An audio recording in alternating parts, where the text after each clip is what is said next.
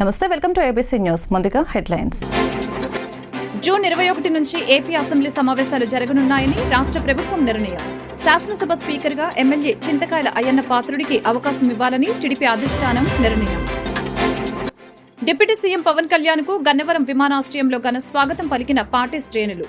పవన్ కు పోలీసుల గౌరవ వందనం. జలవనరుల శాఖ అతిథి గృహంలో పవన్ కు అధికారులు స్వాగతం. ఉక్కు, భారీ పరిశ్రమల శాఖ మంత్రిగా పదవి స్వీకారం చేసిన భూపతిరాజు శ్రీనివాస శర్మ. ప్రధాని మోదీ తనపై ఉంచిన బాధ్యతని వమ్ము చేయకుండా నిర్వర్తిస్తానని వెల్లడి. రాష్ట్రం నుంచి వెనక్కు వెళ్లిన పరిశ్రమలు తీసుకుని వస్తానని హామీ. ఏపీ నూతన అసెంబ్లీ తొలిసారి సమావేశం కానుంది.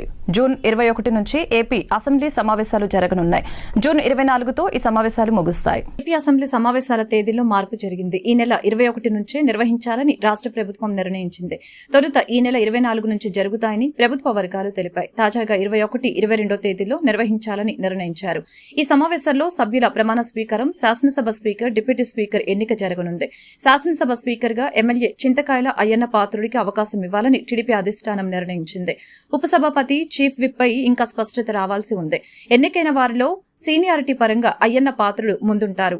ఆయన స్పీకర్ గా ఎన్నిక కానున్న నేపథ్యంలో మరో సీనియర్ సభ్యుడైన బుచ్చయ్య చౌదరి ప్రోటెం స్పీకర్ గా వ్యవహరించే అవకాశం ఉంది. AP deputy CM Pawan Kalyan కు పోలీసులు గౌరవ వందనం చేశారు. విజయవాడలో పవన్ కళ్యాణ్ పర్యటించారు. జలవనరుల శాఖ అతిథి గృహంలో పవన్ కు అధికారులు స్వాగతం పలికారు. ఆంధ్రప్రదేశ్ ఉప ముఖ్యమంత్రి పవన్ కళ్యాణ్ కు పోలీసులు గౌరవ వందనం చేశారు. పవన్ కళ్యాణ్ విజయవాడలో పర్యటిస్తున్న విషయం తెలిసిందే. మంగళవారం ఉదయం గన్నవరం ఎయిర్పోర్ట్ లో దిగిన పవన్ కళ్యాణ్ అక్కడ నుంచి నేరుగా జలవనరుల శాఖ అతిథి గృహానికి చేరుకున్నారు. అక్కడి అధికారులు డిప్యూటీ సీఎం కి ఘన స్వాగతం పలికారు. అనంతరం పోలీసులు ఆయనకు గౌరవ వందనం చేశారు. విజయవాడలో తన కోసం ఏర్పాటు చేసిన క్యాంపు కార్యాలయాన్ని పవన్ సందర్శించారు. అక్కడ ఏర్పాట్లను పర్యవేక్షించి అవసరమైన మార్పులు సూచించారు. ఆర్ట్ డైరెక్టర్ ఆనంద సాయితో కలిసి క్యాంపు కార్యాలయం భవనాన్ని పవన్ కళ్యాణ్ పరిశీలించారు. బిల్డింగ్ పై అంతస్తులో నివాసం, కింది అంతస్తులో ఆఫీస్ ఏర్పాటు చేయాలని అధికారులకు సూచించారు. ఆఫీస్ పక్కనే సమావేశ మందిరం ఉండటంతో పవన్ కళ్యాణ్ సంతృప్తి వ్యక్తం చేసినట్లు సమాచారం. ఆపై పవన్ కళ్యాణ్ అక్కడ నుంచి నేరుగా జనసేన కార్యాలయానికి చేరుకున్నారు. గత 5 ఏళ్లలో ఆంధ్రప్రదేశ్లో ఒక్క పరిశ్రమ రాకపోగా వచ్చినవి కూడా వెనక్కిపోయాయంటూ గత వైసీపీ ప్రభుత్వ పాలనపై కేంద్ర సహాయ మంత్రి భూపతిరాజు శ్రీనివాస వర్మ విమర్శలు గుప్పించారు. రాబోయే కాలంలో ఆంధ్రప్రదేశ్ రాష్ట్రంలో పరిశ్రమల ఏర్పాటు కోసం ప్రత్యేకమైన కార్యాచరణతో రాష్ట్ర అభివృద్ధి కోసం అందరితో కలిసి సమన్వయంతో ముందుకు అడుగులు వేస్తామని తెలిపారు. విశాఖ ఉక్కు ఆంధ్రుల హక్కు అనే సెంటిమెంట్ దెబ్బతినకుండా ఆంధ్రప్రదేశ్ ప్రజలు ప్రయోజనాలకు అనుగుణంగా ప్రయత్నిస్తామని తెలిపారు. వైజాగ్ స్టీల్ ప్లాంట్ విషయంపై కేంద్ర సహాయ మంత్రి భూపతిరాజు శ్రీనివాస వర్మ కీలక వ్యాఖ్యలు చేశారు. మంగళవారం ఆయన మీడియాతో మాట్లాడారు. ప్రధాని నరేంద్ర మోదీ కేబినెట్ లో నాకు అప్పగించిన బాధ్యతల్ని స్వీకరించారు. నాకు కీలకమైన బాధ్యతలిచ్చిన ప్రధానికి ప్రత్యేకమైన ధన్యవాదాలు తెలుపుతున్నానని అన్నారు. ఆంధ్రప్రదేశ్ రాష్ట్రంలో నాకు సహకరించిన బీజేపీ నాయకులందరికీ ధన్యవాదాలు. నాకు కేటాయించిన శాఖల్లో మెరుగైన ఫలితాల కోసం నా వంతు కృషి చేస్తాను. ఆంధ్రప్రదేశ్ రాష్ట్రానికి సంబంధించిన పరిశ్రమల విషయంలో ముఖ్యమంత్రి చంద్రబాబు నాయుడుతో చర్చలు జరుపుతానని శ్రీనివాస వర్మ తెలిపారు. గత 5 ఏళ్లలో ఆంధ్రప్రదేశ్లో ఒక్క పరిశ్రమైనా తీసుకుని రాలేదని, వచ్చినవి కూడా వెనక్కిపోయాయంటూ గత వైసీపీ ప్రభుత్వ పాలనపై శ్రీనివాస వర్మ విమర్శలు గుప్పించారు. రాబోయే కాలంలో ఆంధ్రప్రదేశ్ రాష్ట్రంలో పరిశ్రమల ఏర్పాటు కోసం ప్రత్యేకమైన కార్యాచరణతో రాష్ట్రం అభివృద్ధి కోసం అందరితో కలిసి సమన్వయంతో ముందుకు అడుగులు వేస్తామని తెలియజేశారు. విశాఖ ఉక్కు ఆంధ్రుల హక్కు అనే సెంటిమెంట్ దెబ్బతినకుండా ఆంధ్రప్రదేశ్ ప్రజల ప్రయోజనాలకు అనుగుణంగా ప్రయత్నిస్తామని అన్నారు. ముఖ్యమంత్రి చంద్రబాబు నాయుడు పవన్ కళ్యాణ్ తో ప్రధాని నరేంద్ర మోదీ, కేంద్ర ఆర్థిక శాఖ మంత్రిని కలిసి విశాఖ స్టీల్ ప్లాంట్లో గల సమస్యలు, ఉద్యోగుల భద్రత, ఆంధ్రప్రదేశ్ ప్రజల ఆశలకు అనుగుణంగా ముందుకు అడుగులు వేస్తామని అన్నారు. కేంద్ర బొగ్గు గనుల శాఖ మంత్రి కిషన్ రెడ్డితో Vizag steel plant captive mines కొరకు మాట్లాడతానని శ్రీనివాస వర్మ తెలిపారు. విజయవాడ ఎనికేపాడులో నూతన క్యాంపు కార్యాలయం, వివిధ ఇళ్లకి హోంమంత్రి వంగలపూడి అనిత శాస్త్రోక్తంగా గృహప్రవేశం చేశారు. మంత్రికి పలువురు ప్రజాప్రతినిధులు స్వాగతం పలికారు. ఋత్విక్కులు ప్రత్యేక పూజలు నిర్వహించి మంత్రికి ఆశీర్వచనాలు అందజేశారు. విజయవాడ ఎనికేపాడు నుంచి తాడిగడప వెళ్లే 100 అడుగుల రోడ్డులో నూతన క్యాంపు కార్యాలయం, విడిది ఇల్లుకి హోంమంత్రి వంగలపూడి అనిత శాస్త్రోక్తంగా గృహప్రవేశం చేశారు. ఈ నూతన భవనం యజమాని ప్రముఖ పారిశ్రామికవేత్త, లైన్స్ గవర్నర్ పుట్టగుంట సతీష్ కుమార్ కి చెందినది కావడంతో పోలీసు అధికారులతో పాటు ఆయన కూడా మంత్రికి స్వాగతం పలికారు. ఋత్విక్కులు శాస్త్రోక్తంగా పూజలు నిర్వహించి మంత్రికి ఆశీర్వచనాలు అందజేశారు.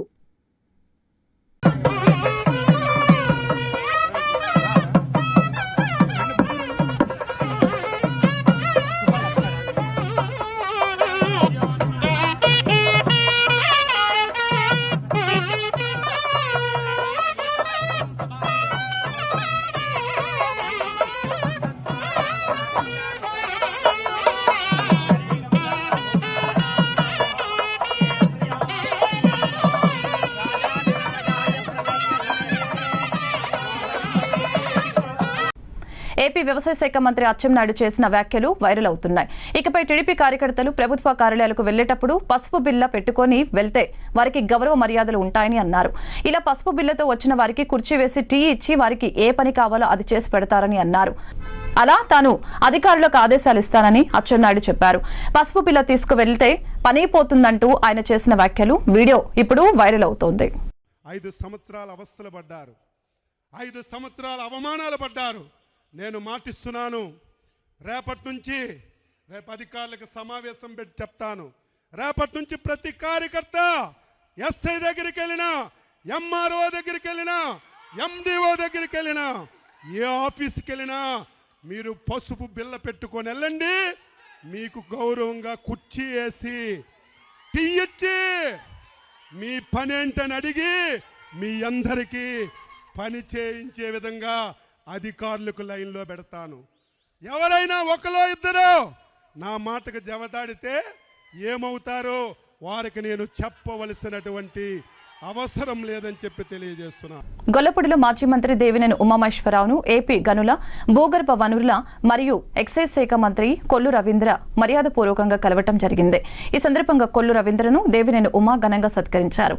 మైలవరం నియోజకవర్గానికి చెందిన పలువురు నేతలు మంత్రి రవీంద్రను కలిసి శాల్వాతో సత్కరించి ప్రత్యేకంగా అభినందనలు తెలిపారు.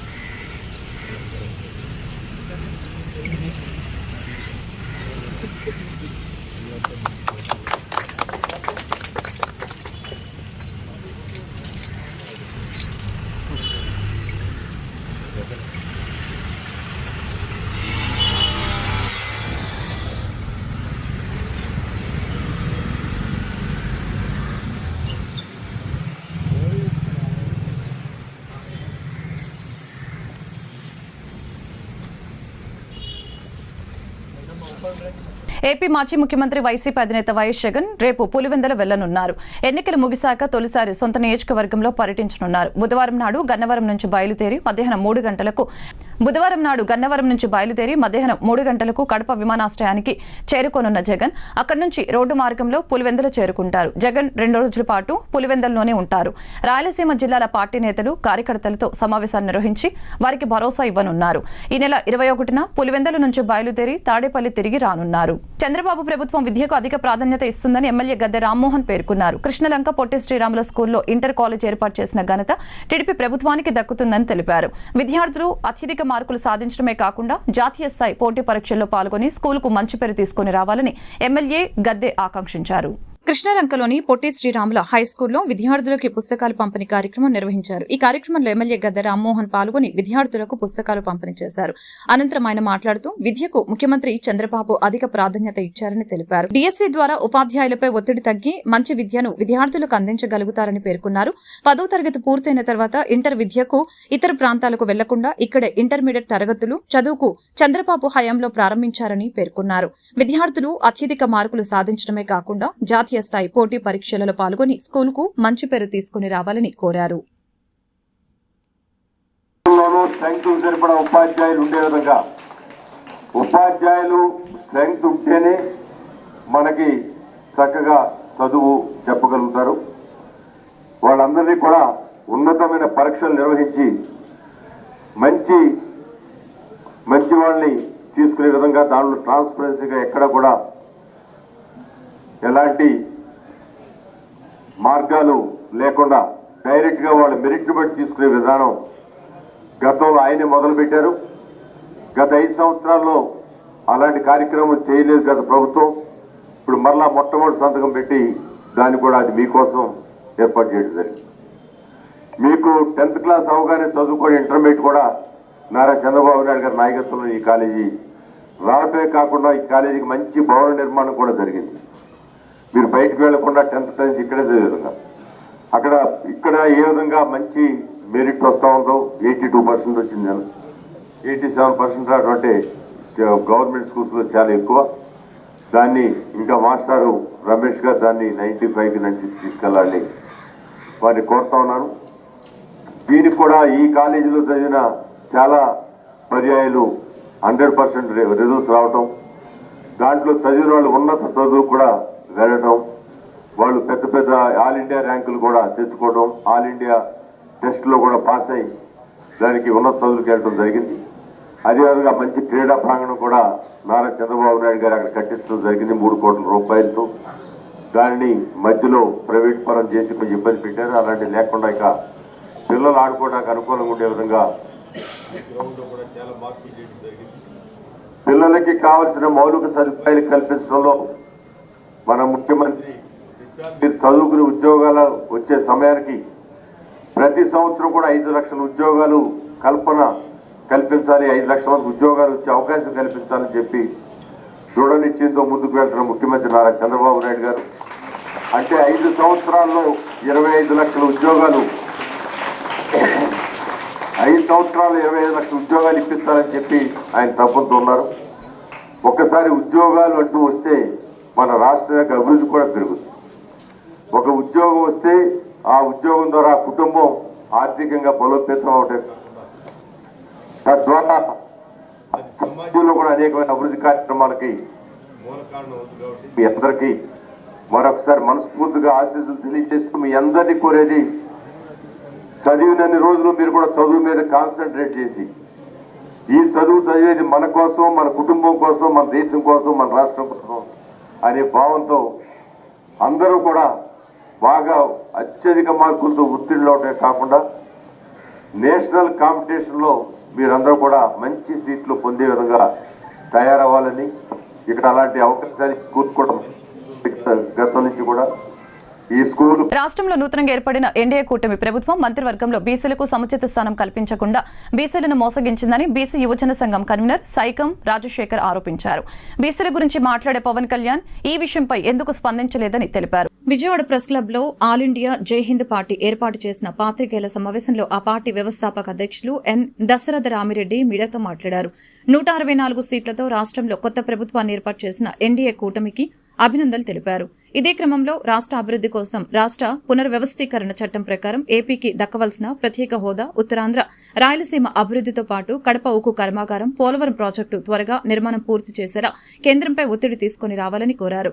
విశాఖ ఉక్కు ప్రైవేటీకరణ అడ్డుకోవాలంటూ పిలుపునిచ్చారు. మోడీ ముందు మోకరిల్లకుండా రాష్ట్ర ప్రజల సంక్షేమం కోసం కేంద్రం ఇచ్చిన హామీలు నెరవేర్చేలాగా కృషి చేయాలని తెలిపారు.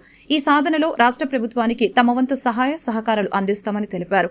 అలా జరగని పక్షంలో రాష్ట్ర ప్రయోజనాల దృష్ట్యా ప్రజాక్షేత్రంలో పోరాటాలకు సైతం వెనకాడబోమంటూ స్పష్టం చేశారు. నమస్తే అండి, నా పేరు పణిరాజ్, ఆంధ్ర రాష్ట్ర ప్రజాసమితి తరఫు నుంచి మాట్లాడుతున్నాను. గత 10 ఏళ్లుగా మనం ఈ ప్రత్యేక హోదా గురించి పోరాడుతూనే ఉన్నాం.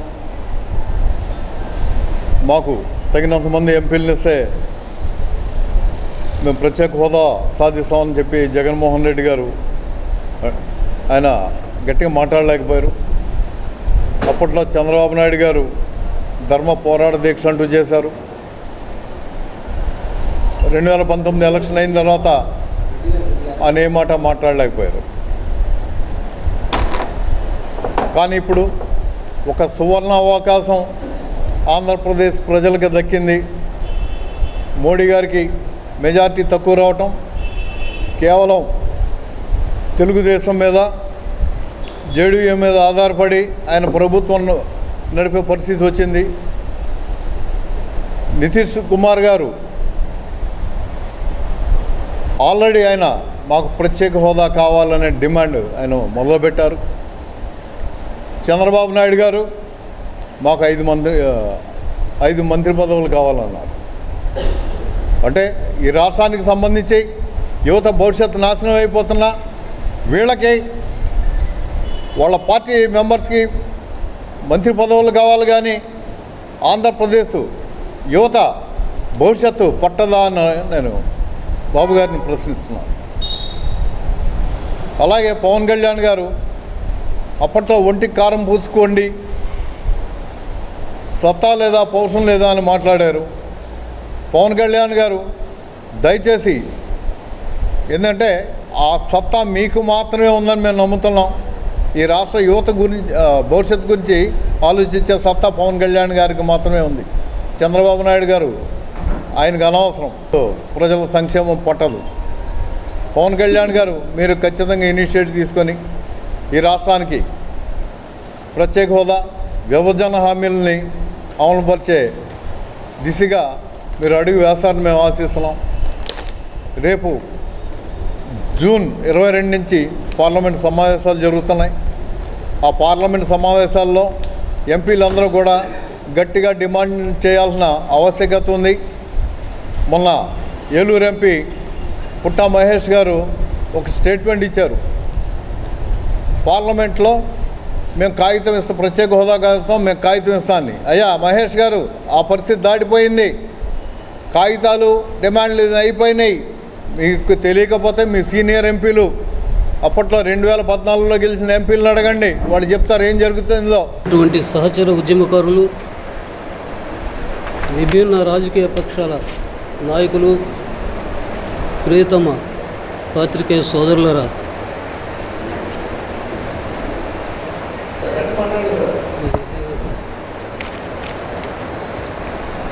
నూతన ప్రభుత్వాధినేతకు, ప్రతిపక్ష నేతకు అఖిలపక్షం తరఫున హార్దిక శుభాకాంక్షలు తెలియజేస్తూ ఉన్నాం.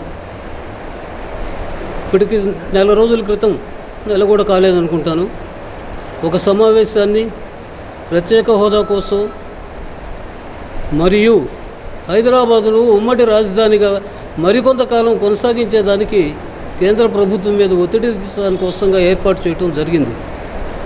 ఆనాడే ఊహించాం, ఎన్నికలకు దీనికి సంబంధం లేదు, ఎన్నికల్లో వాళ్ళిద్దరిలో ఎవరో ఒకరు వస్తారు, అక్కడ ఆయన వస్తారు, పరిస్థితులు ఏం మారదు.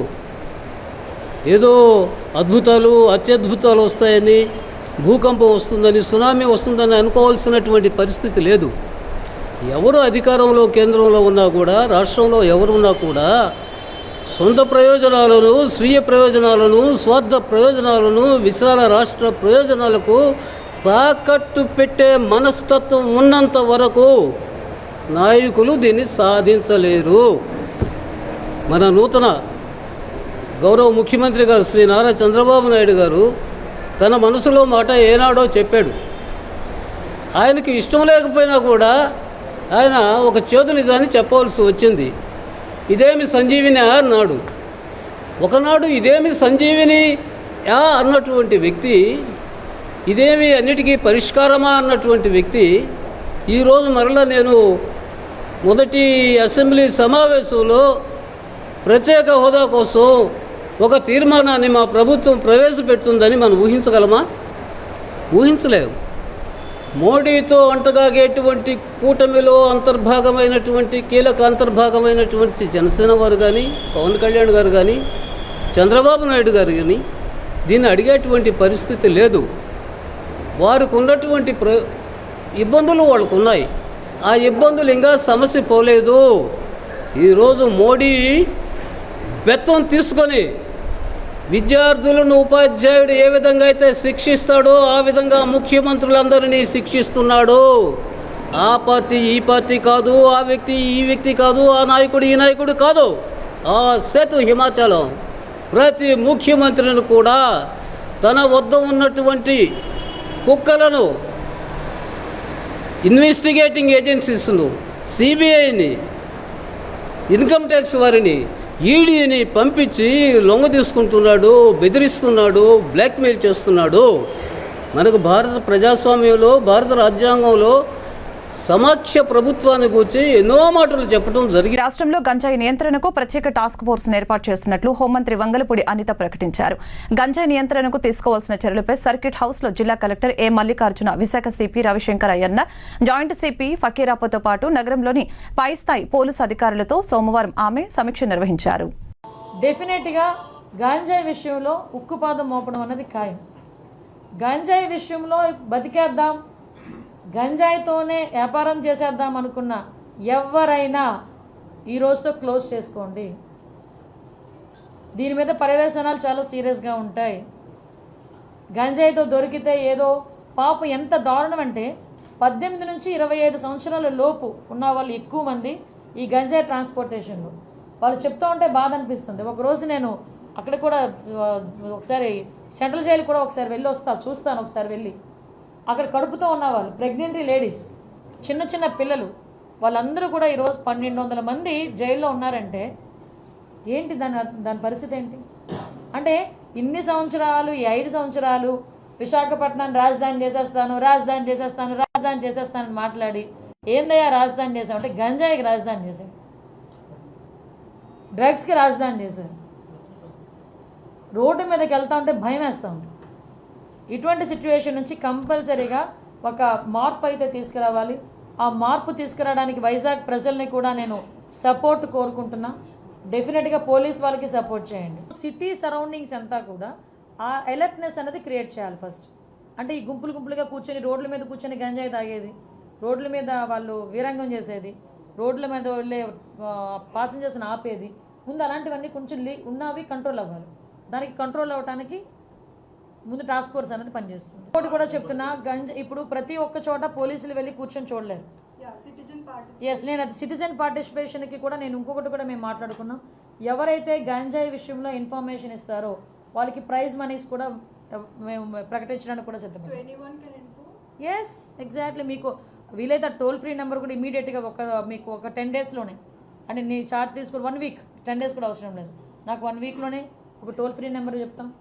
ఎవరైనా ఇన్ఫామ్ చేసింది కరెక్ట్ అయితే కనుక ఇన్ఫామ్ చేసిన వాళ్ళకి గోప్యంగా ఉంచుతాం, వాళ్ళని బహిర్గతం చేయం. ఒకటి భయం క్రియేట్ అవ్వాలి, 2 వాళ్ళకి లైవ్లీహుడ్ కావాలి. ఈరోజు గంజాయి ఎందుకు పండిస్తున్నారు? వాళ్ళు గిరిజనులు, అందరూ కూడా అమాయకులు, వాళ్ళు గిరిజనుల చేత పండిస్తున్నారు. వాళ్ళు కొంతమంది పెట్టుబడి పెడుతున్నారు, వెళ్ళి ఎకరాకి 1 లక్ష ఇస్తాను, ఎకరాకి 2 లక్షలు ఇస్తాను అని వాళ్ళకి చేత పండిస్తున్నారు. ఆ తాలూకా దాని రెస్పాన్సిబిలిటీ అంతా పాపం ఆ గిరిజనులు భరిస్తున్నారు. రేపు పొద్దున్న ఎవరైతే పెట్టుబడి పెట్టాడో వాడు దొరకడు, మనకి ఎవడు దొరుకుతాడో, అక్కడ ఎవడైతే పండిస్తున్నాడో వాడు దొరుకుతాడు పోలీసులు వెళ్తే. సో అటువంటి సిచ్యువేషన్స్లో వాళ్ళకి మనం కొంచెం మోటివేట్ చేయాలి, అవేర్నెస్ క్రియేట్ చేయాలి. అవేర్నెస్ క్రియేట్ చేసి ఆటోమేటిక్గా ఇప్పుడు ఏదైతే కొంత మేరకు ఈ టర్మరిక్ అని, జింజర్ అని, నేను అదే అడిగాను, వాట్ అబౌట్ కాఫీ ప్లాంటేషన్ అన్నా. ఎందుకంటే మ్యాక్సిమం ఈ వ్యవసాయం కూడా పోడు వ్యవసాయంలో చేస్తారు. ఈ వాల్స్ మనకి కొండ హిల్స్కి సంబంధించిన స్లోప్స్లోనే జరుగుతుంది ఎక్కువ. ఈ స్టెప్ బై స్టెప్ అది పోడు వ్యవసాయం అంటారు. ఆ పోడు వ్యవసాయంలో జరుగుతుంది. కాఫీ ప్లాంటేషన్కి that is a suitable area కూడా. యాజ్ టాప్ 3 ప్రయారిటీస్ అయితే first thing ganjai drugs, control of ganjai and drugs. Second thing is protection of women. Third కూడా ఏంటంటే భూములు కబ్జాలు కాకూడదు. డాక్టర్ బిఆర్ అంబేద్కర్ కోనసీమ జిల్లా కొత్తపేట నియోజకవర్గ పరిధిలో మండల కేంద్రమైన కొత్తపేట హైస్కూల్ గ్రౌండ్ నందు Suman Shotokan sports karate do academy వారి ఆధ్వర్యంలో కరాటే నేర్చుకుంటున్న విద్యార్థులకు బెల్ట్ టెస్ట్ కార్యక్రమం నిర్వహించారు. బెల్ట్ టెస్ట్ లో పాస్ అయిన విద్యార్థులకు కొత్తపేట మండలం TDP party president Kandamsetti Srinivasarao, TDP senior నాయకుడు Busi Bhaskarrao, grand master Jagannatham Srinu, trainee master Siva చేతుల మీదుగా సర్టిఫికెట్స్ అందజేశారు.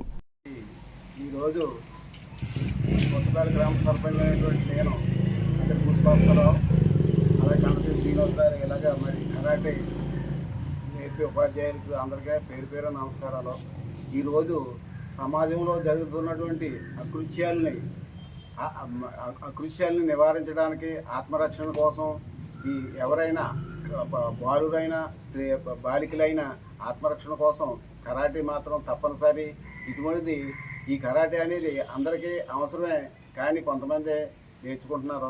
ఈ ఉపాధ్యాయులు కూడా కష్టపడి చెప్తున్నారు. కాబట్టి ఇది కరాటే అనేది అందరికీ ముఖ్యం, మరియు ఆత్మరక్షణ కోసం స్త్రీలకు తప్పనిసరిగా కావాలి. ఈరోజు గర్ల్స్ హై స్కూల్లో కరాటీ మాస్టర్ గారు రాజమండ్రి నుంచి వచ్చిన జగన్నాథం గారు, అలా పూజపాస్కరావు గారు, ఇంకా గురువులైన పెద్దలు, ఈ పిల్లలకి అందరికీ ముందు నాకు ఏమి ఈరోజు కరాటీ నేర్చుకోవడం ఎంతో అవసరం ఉంది. ఈ రోజుని బట్టి ఈ పిల్లలు కూడా, ఆడపిల్లలు రక్షణగా ఉంటుంది. హెల్త్ చెకప్ కూడా పిల్లలకు కూడా ఎంతో ఉపకారమైంది. ఈ సెంటర్లో ఇలాంటి సెంటర్ ఎన్నో రావాలని కోరుకుంటూ ఈ పిల్లలకి నేర్పిన గురువులు ముందుగా థ్యాంక్స్ చెప్తున్నాను. అలాగే ఈ కరాటీ అన్నది కాలేజీలో పెట్టడం కాకుండా ఇంకా ఇతర చోట్ల కూడా నేర్పాలని చెప్పి ఈ గురువుగారు కోరుకుంటూ సెలవు. కూటమి ప్రభుత్వం హామీ మేరకు అంగన్వాడీలకు ఉద్యోగ భద్రత కల్పిస్తామని పంతం నానాజీ తెలిపారు. సోమవారం కాకినాడ నగరం గుడారిగుంట ఎమ్మెల్యే గారి నివాసం వద్ద కాకినాడ రూరల్ నియోజకవర్గానికి సంబంధించిన అంగన్వాడీ కార్యకర్తలు గౌరవప్రదంగా కలిసి ఎమ్మెల్యేకు శుభాకాంక్షలు తెలిపారు. అనేక మంది గవర్నమెంట్ ఆఫీసర్స్ అలాగే ఎంప్లాయీస్ అంగన్వాడీ ఆచార్స్ అందరూ కూడా వచ్చి కలిసి వెళ్ళడం జరుగుతూ ఉంది. ముందు ప్రభుత్వ కార్యక్రమాలు ఏ రకంగా నిర్వహించాలన్న దాని మీద వీరందరితో సమీక్షలు చేసుకుని తెలుసుకోవడం జరుగుతుంది.